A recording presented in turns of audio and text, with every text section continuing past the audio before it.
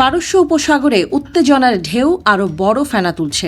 একদিকে বিশ্বের সবচেয়ে শক্তিশালী সামরিক বাহিনী, অন্যদিকে কৌশলগত মারপ্যাঁচে সিদ্ধহস্ত তেহরান।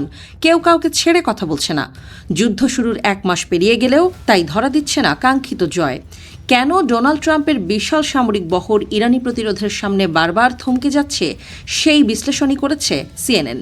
সংখ্যাতত্ত্বের বিচারে ইরান যুক্তরাষ্ট্রের তুলনায় সামান্য। ওয়াশিংটনের রয়েছে অত্যাধুনিক ড্রোন, স্টেলথ ফাইটার আর ইসরায়েলের মতো শক্তিশালী মিত্রের গোয়েন্দা জাল। কিন্তু যুদ্ধের ময়দান কেবল অস্ত্রের হিসাবে চলে না। ইরান প্রমাণ করে দিচ্ছে সীমিত শক্তি নিয়েও কিভাবে বিশ্বশক্তির নাভিশ্বাস তোলা যায়। নিজের দেশের জনগণের ওপর চরম কষ্ট চাপিয়ে দিয়েও নতি স্বীকার না করার যে একগুঁয়ে নীতি তেহরান নিয়েছে, তা এখন ট্রাম্পের মাথা ব্যথার প্রধান কারণ।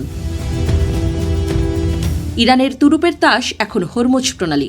বিশ্ব জ্বালানি সরবরাহের এই লাইফলাইন বন্ধ করে দিয়ে তেহরান কার্যত পুরো বিশ্ব অর্থনীতিকে জিম্মি করে ফেলেছে।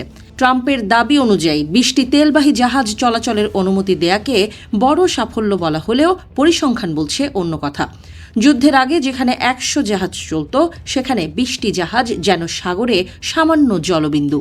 এই এক চালে বিশ্ববাজারে তেলের দাম আকাশচুম্বী করে ট্রাম্পকে অভ্যন্তরীণ চাপের মুখে ফেলেছে ইরান। হোয়াইট হাউস চাইলেই কি সামরিক শক্তিতে হরমুজ মুক্ত করতে পারে না? হয়তো পারে, কিন্তু খেলাটা খুবই ঝুঁকিপূর্ণ। যদি মার্কিন নৌবাহিনী সরাসরি অভিযানে যায় এবং ইরান একটি মার্কিন জাহাজ ডুবিয়ে দিতে সক্ষম হয়, তবে তা হবে ট্রাম্পের জন্য এক বিশাল রাজনৈতিক পরাজয়। স্থল অভিযানে মার্কিন সেনাদের হতাহতের মিছিল দেখার ঝুঁকিও ট্রাম্প নিতে চাচ্ছেন না, কারণ সামনেই তার গদি রক্ষার হিসাব নিকাশ। তবে একটা ছক আঁকছেন ট্রাম্প। ওয়াশিংটনের টার্গেটে এখন ইরানের অর্থনীতির হৃৎপিণ্ড খার্গ দ্বীপ দখল করা। সেই সাথে ট্রাম্প হুমকি দিয়েছেন, চুক্তি না হলে ইরানের বিদ্যুৎ কেন্দ্র আর তেল ক্ষেত্র গুঁড়িয়ে দেওয়া হবে। কিন্তু বিশ্লেষকরা বলছেন, এই আক্রমণ হিতে বিপরীত হতে পারে।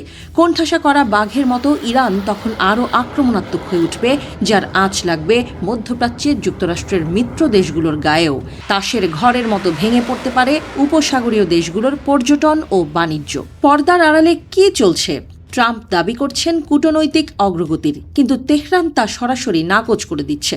ওয়াশিংটন থেকে পাঠানো হয়েছে হাজারো মেরিন সেনা।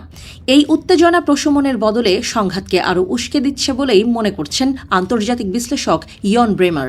হোয়াইট হাউসের 15 দফা শান্তি প্রস্তাব তেহরানের কাছে এখন শুধুই এক টুকরো অর্থহীন কাগজ।